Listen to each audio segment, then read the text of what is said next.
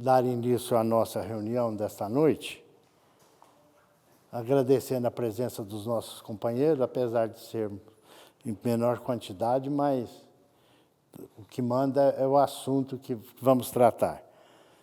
Então, nós vamos dar início, elevando o nosso pensamento a Jesus e pedir mais uma vez a sua proteção por intermédio da equipe colaboradora da nossa reunião, da nossa entidade, que possa fazer presente, nos auxiliando em mais esta reunião, para que possamos juntos desenvolver uma reunião bastante proveitosa a todos nós aqui encarnados quanto aos desencarnados, que por certo estarão conosco. E na certeza de que contaremos com a colaboração da equipe espiritual, nós damos a mesma por iniciado. Que a paz de Jesus possa permanecer com todos, que assim seja. Nós estamos estudando o Evangelho segundo o Espiritismo, no seu capítulo 2º, no seu item, hoje é o item 5, o ponto de vista. O Eurípides preparou para nós.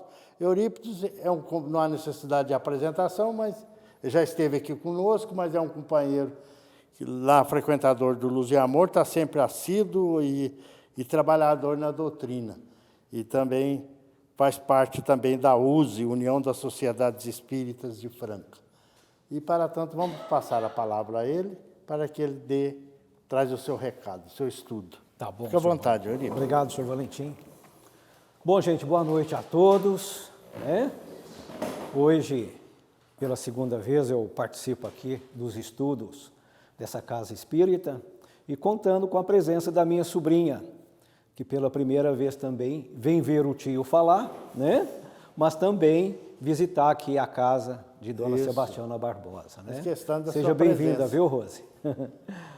Bom, o senhor Valentim, por ter nos convidado, e aceitamos assim com muita alegria, assim, para fazermos o comentário do tema do estudo da noite, de O Evangelho segundo o Espiritismo, ali no capítulo 2º, em que trata do meu reino, não é deste mundo. Hoje o tema, o ponto de vista. Mas eu queria fazer um pouco diferente.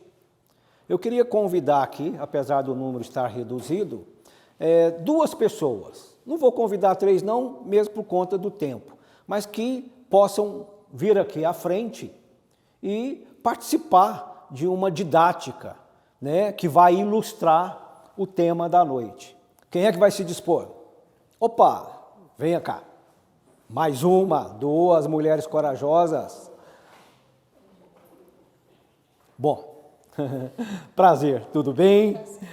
Bom, qual que é o seu nome? Mércia. Mércia. E o seu? É Fátima. Fátima, então, muito bem. Você já frequenta a casa espírita aqui já há muito tempo? Eu desde novembro. Desde novembro? Ah, tá. Eu não morava aqui. Ah, você não era de Franca? Não. Ah, que maravilha. O que está gostando? O que está achando? Eu conheço Franca há muitos anos. Ah, muito bem. E você já frequenta aqui já há muito tempo? Desde 2019. Opa, a família toda participa aqui? Ah, que legal, muito bom, muito bem. Eu e minha filha e minha neta, a gente vem sempre. Ah, que legal, bacana. Bom, cheguei um pouquinho para cá, só para vocês também aparecerem lá na filmagem, Bom, eu vou fazer um pouco diferente, é uma brincadeira. Ok. Apenas para focar, ilustrar o tema do estudo da noite, ok? Me permitem? Eu fiz um desenho, já adianto que eu não tenho vocações artísticas para desenho, mas eu vou deixar com que vocês, então, descubram o que é que eu desenhei aqui. Eu vou colar aqui. Eu vos apresento um desenho que não está para nada de bonito, tá bom? Bom, eu queria fazer a mesma pergunta para as 2, tá? O que vocês estão vendo? Por favor, a senhora primeiro. Eu estou vendo, na minha concepção, um lar, uma casa, que é um lar, uma criança, aí é uma bola, né? Uma bola. Contente, jogando bola, num lugar assim bem gostoso, porque tem uma árvore, tem o sol que aquece essa criança e os pássaros que a gente sempre acha que eles estão cantando, né? E procurando a árvore. E a criança aparentemente está feliz. Aqui é uma cerca. Uma cerca. E pelo tamanho que você desenhou a cerca, eu acho que é um bom lugar, porque a casa não está totalmente coberta, protegida. Uhum. É um lugar assim que as pessoas se sentem à vontade. Muito bem.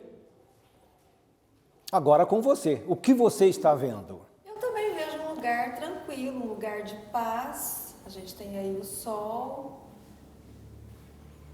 A casa está com a porta fechada, a janela fechada. A criança está feliz, está brincando do lado de fora. Mas eu não tive uma concepção de lar. Ok. Eu não tive uma concepção de lar. Quer falar mais alguma coisa? Não, é isso mesmo. A impressão que eu tive não foi de uma casa-lar. A senhora quer acrescentar mais alguma coisa? Não, eu vi que a janela e a porta aqui são Ok. estão fechadas, mas para mim isso continua sendo um lar, embora a porta esteja fechada, devido à concepção que eu estou vendo. Entendeu? A casa, uma árvore, pássaro, sol, uma cerca extremamente baixa e onde há segurança. Ok. Maravilha. Bom, então já que vocês se saíram tão bem e estão boas da vista, pelo meu ponto de vista, eu posso ir para a plateia e vocês então fazerem o comentário do estudo da noite proposto. O que vocês acham? Hein? Bom, eu vou agradecer, é isso mesmo, podem voltar para os seus lugares, tá bom? Bom, gente, vamos imaginar que a gente então tenha uma terceira pessoa aqui. E a gente faz a mesma pergunta para ela. O que você está vendo? Essa pessoa vai ver. Eu vou emendar tudo o que elas disseram, mas essa pessoa ainda pode acrescentar o seguinte: Eurípides, eu estou vendo você de pé, do seu lado direito, um cartaz de papel na cor parda, com desenhos de uma casa, de uma árvore, de uma criança brincando de bola, com uma grade na frente, portão aberto, onde tem pássaros e sol. Inclusive, a cor que você usou para fazer o seu desenho está toda na cor azul. E como você disse, né? Você para desenhar é péssimo, né? Não é verdade? Esse é o ponto de vista. E quando eu olhei, eu pensei, que lindo esse desenho. Bom, é o seu ponto de vista, não é verdade? Que bacana. Mas isso aqui foi apenas uma didática para que a gente se interage e o estudo realmente fica bastante, não fica engessado, fica um estudo realmente mais à vontade. Mas, então, iniciando então o nosso comentário sobre esse tema tão importante que Allan Kardec coloca em O Evangelho segundo o Espiritismo, nós vamos buscar na história a informação de que no período da Idade Média, né, ele tinha preponderantemente o interesse socioeconômico, predominantemente materialista. Tanto é que todos os feitos, as realizações científicas, elas eram aceitas quando a proposta era para atender os interesses materiais. Até mesmo aquelas pessoas, né, que surgiram imbuídas do interesse de reparar, né, aquelas realizações científicas equivocadas, mesmo aquelas outras pessoas que vieram, né, que se aventuraram naquela proposta de restaurar, né, a pureza dos ensinos do Evangelho de Jesus, a história nos mostra que essas pessoas eram submetidas a perseguições, elas eram intimadas a se retratarem, e se assim não o fizessem, elas seriam pessoas que seriam alijadas do meio da sociedade e desviadas para as periferias das cidades, né? Ou seja, para que aquelas falas realmente fossem esquecidas, quando não eram, então, eliminadas, né? Mas, passado já tanto tempo da Idade Média para os dias atuais, a gente pode perceber que existem algumas semelhanças que ainda não acabaram. Por exemplo, nós temos aí assistido um aumento dos índices de violência, muitos deles com requintes de selvageria, de crueldade. Os países ainda estão em guerras. A fé religiosa é utilizada como moeda de troca para fins lucrativos. O nome Jesus, que era e que continua sendo ainda muito discutido, às vezes é trazido ao nível da moral dos homens. Bom, como se isso não bastasse, nós ainda estamos percebendo que existe um aumento dos transtornos mentais sob diferentes diagnósticos. A justiça e a ordem, elas estão sendo ignoradas. Elas não se aplicam àqueles que têm o poder aquisitivo ou àqueles que têm a influência sobre as autoridades. A justiça está sendo aplicada para aquele que menos tem ou para aquele que menos pode. Temos visto também vários levantes de populares contra governantes ineficientes, corruptos, ditadores. Temos ouvido um alarde, uma necessidade de liberdade, mas essa liberdade muitas vezes vem acompanhada de comportamentos destituídos de moral. As pessoas estão ficando desestimuladas, desanimadas, quando se veem vítimas de pessoas que usam o ganho fácil e dão golpe nessas pessoas. Então, temos visto pessoas que menos têm, que estão despertando o ciúme, a cobiça, a inveja contra aqueles que têm mais. Agora, já que nós nos estamos interagindo, eu pergunto, o que se atribui a isso? O que está levando ainda e continuando tudo isso? O que vocês acham? Ambição?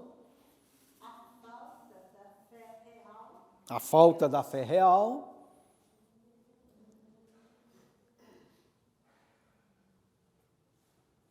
Bom, o materialismo.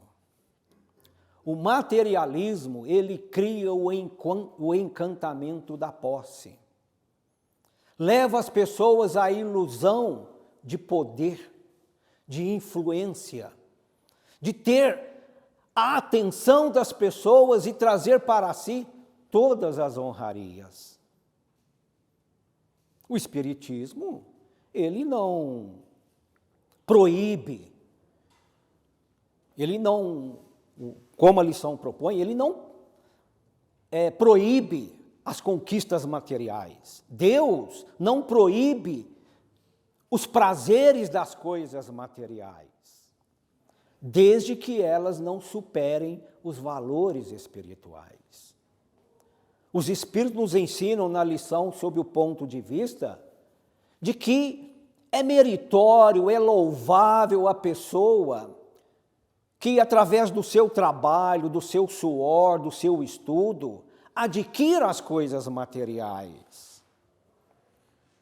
Porque a gente sabe, e os Espíritos dizem, porque os bens materiais, o dinheiro, a riqueza, ela ajuda no desenvolvimento, ela promove as pessoas, ela estimula a educação, a cultura, a saúde, o lazer.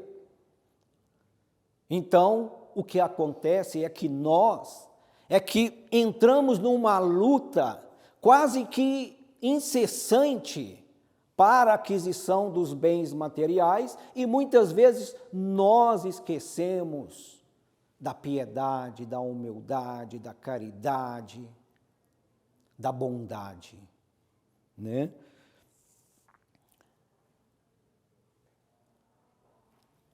Todas as religiões cristãs, não cristãs, elas acreditam na sobrevivência da alma após a morte. Jesus, ele se referia aos seus ensinos, todo o conteúdo do seu evangelho está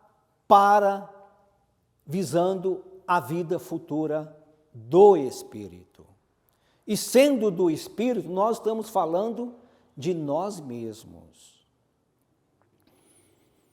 Muitos ensinos de Jesus, eles não eram compreendidos porque os homens da época não tinham maturidade para a compreensão.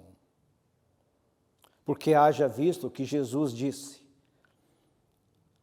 meu reino não é deste mundo, há muitas moradas na casa de meu Pai.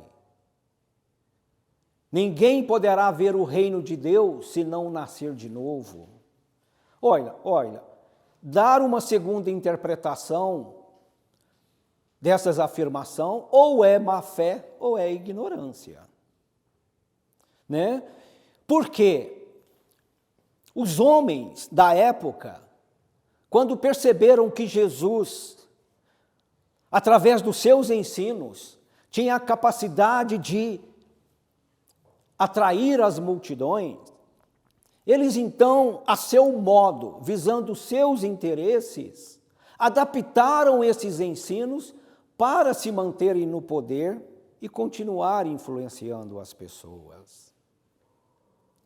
E o Espiritismo, ele surgiu na época certa, porque ele veio como, na sua missão esclarecedora, reveladora, mostrar a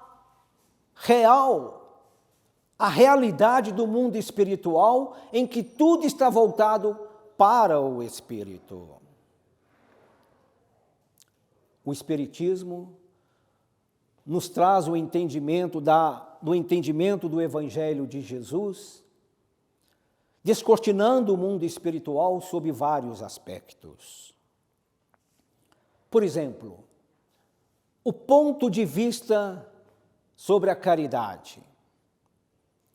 Kardec elege a caridade como ação prática do amor, mas nós não podemos querer fazer o bem com a intenção de barganhar com Deus para que Ele nos recompense com saúde e também com uma felicidade de, às vezes, prazeres materiais. Sob o ponto de vista do ter e ser, que nós sempre estamos comentando, né? O mais importante é ter ou ser. Divaldo, ele tem uma frase que ele diz assim: nós deixamos, quando morremos, deixamos o que temos e levamos o que somos.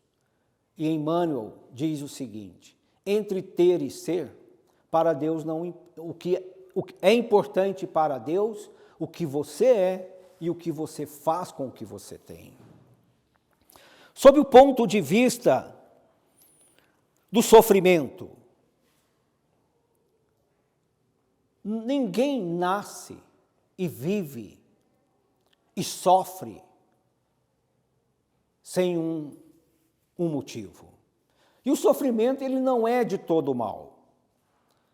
Porque se assim fosse, vamos observar os atletas de alta performance.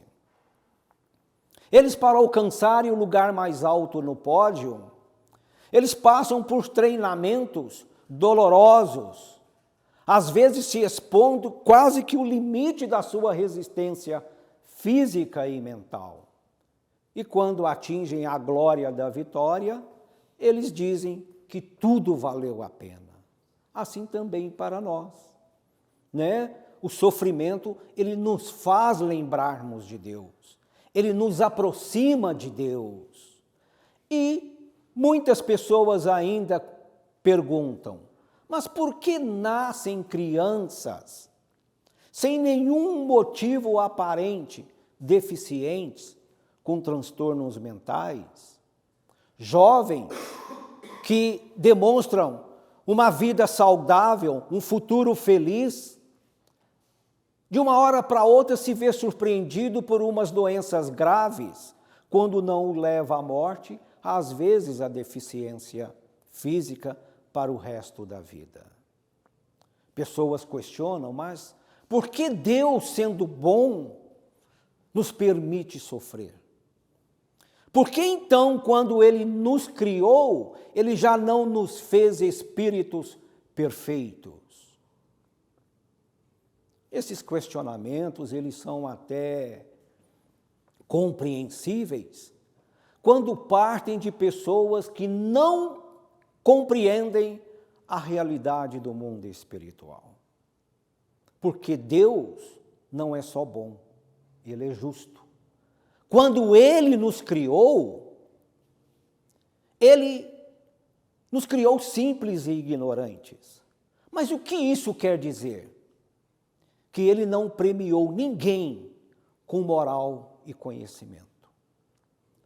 Mas Ele cravou em nossa consciência suas leis, para que nós desenvolvêssemos, segundo as nossas necessidades, a inteligência.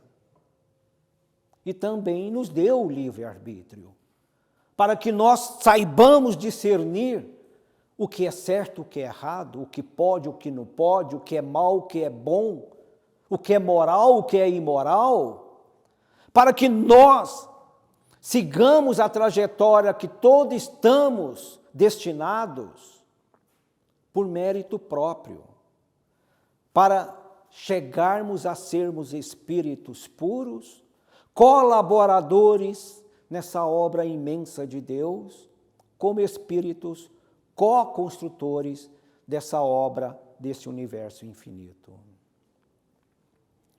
Sob o ponto de vista da morte, né?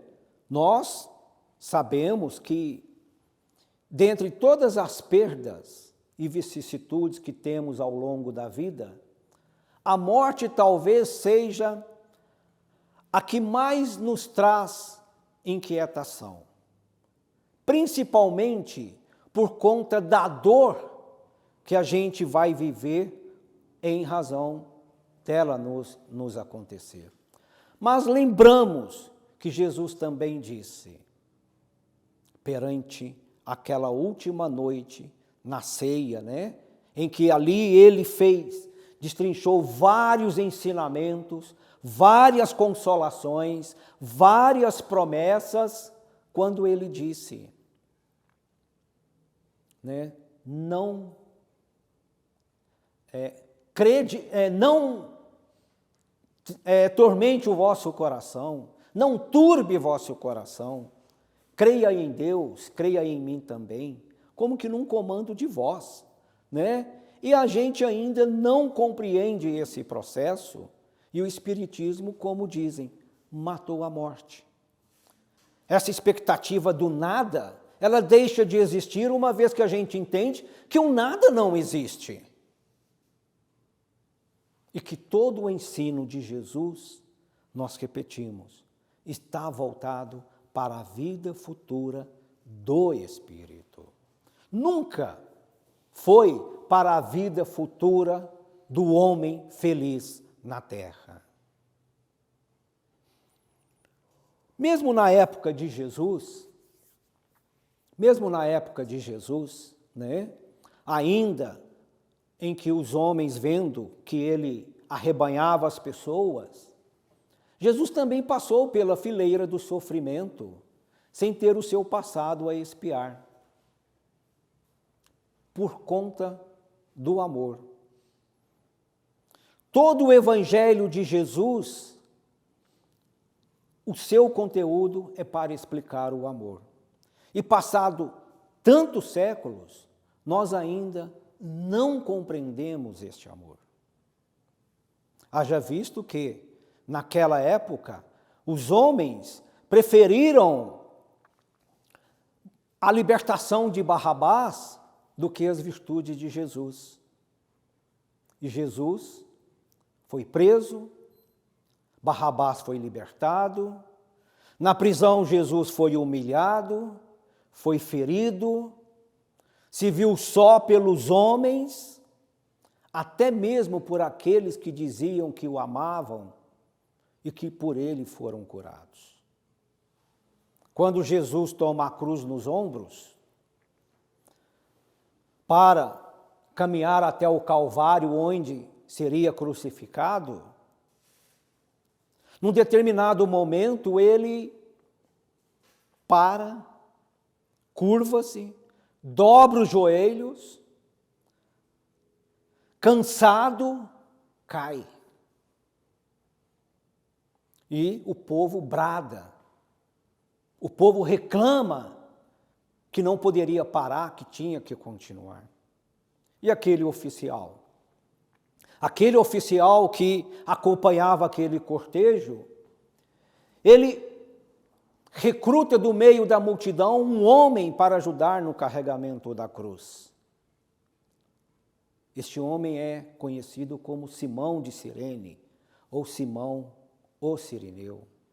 Ele nega ajudar Jesus. Ele não se propõe a ajudar Jesus. Mas sabendo que se ele negasse ao comando daquele oficial, ele iria sofrer penalidades. Então, ele toma a cruz e caminha com Jesus até o local da crucificação. Deposto a cruz no lugar, então Simão pôde melhor olhar para Jesus. Nota ali em sua frente um homem cansado, suado, ferido, ensanguentado. E Simão aproxima-se de Jesus, desculpa-se com Jesus, diz-lhe reconhecê-lo como uma pessoa inocente e boa. Mas por incrível, gente, da ironia do destino, Simão pede a Jesus para ajudá-lo, porque ele tinha na alma uma dor, porque a sua filha que estava em casa, que era o tesouro de sua vida, era cega e muda. E Jesus olha para aquele homem compadecido, percebendo que parece que a dor dele era muito maior do que a sua, diz: Simão, guarda a tua fé que te apura. E deixa uma lição para Simão, válida para nós, quando ele completa: todo bem que se faz transforma-se em luz no caminho. Depois disso, aqueles dois homens tomam rumos diferentes. Jesus é crucificado. Simão, quando chega em casa, ele encontra a sua filha vindo ao seu encontro, feliz, alegre, dizendo-lhe: Pai, uma luz veio até mim.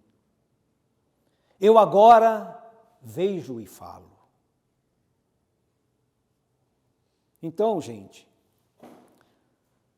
se nós formos analisar essa passagem contada pelo Espírito de Maria Dolores no livro A Vida Conta, a gente não podemos reclamar de Simão pela sua conduta, condená-lo por isso, porque quem é pai e quem é mãe sabe a dor que ele sentia. E eu até diria para pais e mães que têm à sua frente um filho doente, lembrar dessa passagem, quando Jesus disse: guarda a fé que te apura. O Espiritismo, ele, na sua missão esclarecedora, ele nos ensina que a realidade do mundo espiritual, a relação que existe do mundo espiritual com o mundo físico, fala da influência e da intervenção dos espíritos desencarnados para com os espíritos encarnados. O Espiritismo nos ensina de onde viemos, qual é o nosso destino, por que estamos aqui, por que sofremos. Fala de Deus, elege a caridade. O Espiritismo, ele nos oferece todos os meios para o enfrentamento dos nossos problemas, das nossas dificuldades, dos nossos sofrimentos. Com resignação e confiança em Deus. E através da lei da reencarnação nos ensina que todo efeito tem uma causa. Ou seja, que tudo aquilo que acontece conosco nesta vida fazem parte de um roteiro divino a que todos temos que passar. Porque todos nós estamos destinados a uma vida futura feliz. A uma vida futura feliz do Espírito. Assim ensinava Jesus. Obrigado, pessoal. É isso que eu queria passar para vocês, tá bom?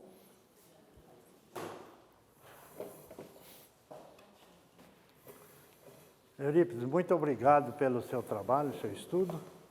E vamos contar com você mais vezes. Sim, seu Valentim, conta com a gente, viu? Queria dizer aos nossos companheiros que na próxima reunião nós estaremos findando esse capítulo, seu último item, a realeza de Jesus. Uma realeza terrestre. Então fica aí essa observação.